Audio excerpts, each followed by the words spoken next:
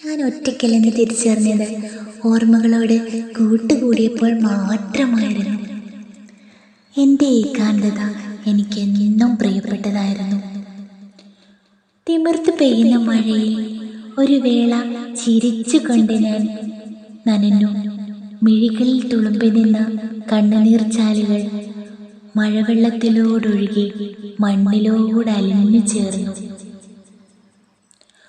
ഒരുപാട് ശരികൾ കൊണ്ട് ഞാൻ നട്ടുവളർത്തിയ പൂമരം പൂത്ത് വിടർന്ന് പന്തലിച്ചു. പിന്നീട് എപ്പോഴോ സംഭവിച്ചു പോയ ഒരു തെറ്റ് അവ നിലത്തേക്ക് പതിച്ചു. ചുറ്റുമുള്ളവരെ സന്തോഷിപ്പിക്കാൻ ചെയ്തു പോയ വലിയൊരു ശരി പിന്നീട് എപ്പോഴോ തെറ്റായിരുന്നെന്ന് ബോധ്യം വന്നപ്പോൾ ചുറ്റുമുള്ളവർ വേദനയുടെ ഹാരമണിയിച്ചു. ചിരിച്ചും ചിരിപ്പിച്ചും വീണ്ടും വീണ്ടും കോമാളിയായിക്കൊണ്ടേയിരുന്നു. ജീവിതത്തിൽ തോറ്റുപോയത് ജയിക്കാൻ അറിയാത്തത് കൊണ്ടായിരുന്നില്ല, ചുറ്റുമുള്ളവരെ ജയിപ്പിക്കാൻ വേണ്ടി തോറ്റു കൊടുക്കേണ്ടി വന്നു. അത്രമേൽ സ്നേഹിക്കുന്ന ആളുകളും അത്രമേൽ ഇഷ്ടപ്പെടുന്ന പുസ്തകങ്ങളും ഒരുപോലെയാണ്. ഒരിക്കലും വായിച്ചു തീർക്കാൻ നാം ആഗ്രഹിക്കുന്നില്ല. അതുപോലെ ഒരാളാണ് നീ എനിക്ക്. മൗനമായി മൊഴിഞ്ഞതെല്ലാം എൻ്റെ ഹൃദയത്തിൻ്റെ അകത്തളങ്ങളിൽ ഒരു പൊൻതൂവലായി ഞാൻ ഇന്നും കാത്തു സൂക്ഷിക്കുന്നുണ്ട്.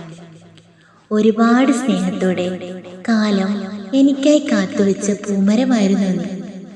സുഗന്ധമുള്ള പരിമളം പൊഴിച്ച് വാടാതെ തളരാതെ വിടർന്നു നിൽക്കണം നീ എന്നും. മൗനമായി പകർന്നു നൽകിയ സ്വപ്നങ്ങളിലൂടെ നമുക്കൊരു യാത്ര പോകാം. ജീവിതത്തിൻ്റെ ഇരുൾ മൂടിയ വഴികളിലൂടെ തനിച്ച് നടക്കുമ്പോൾ ചേർത്ത് പിടിക്കാൻ നീ എനിക്കായി നീട്ടിയ നിൻ കൈകൾ അത്രമേൽ ഉറപ്പുള്ളതായിരുന്നെന്ന് ഞാൻ വിശ്വസിക്കുന്നു. നാം താണ്ടിയ പാതകൾ എത്രയും പനിനീർ പുഷ്പങ്ങളാൽ അലങ്കരിക്കപ്പെട്ടു. കണ്ണുകൾ തമ്മിൽ പരസ്പരം കഥകൾ പറഞ്ഞു. മൗനം കൊണ്ട് നാം സ്നേഹം കൈമാറി.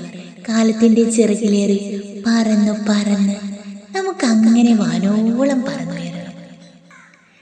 ഹൃദയത്തോട് മെല്ലെ മന്ത്രിക്കണം, നീ എൻ്റെതാണ്, എൻ്റേത് മാത്രം.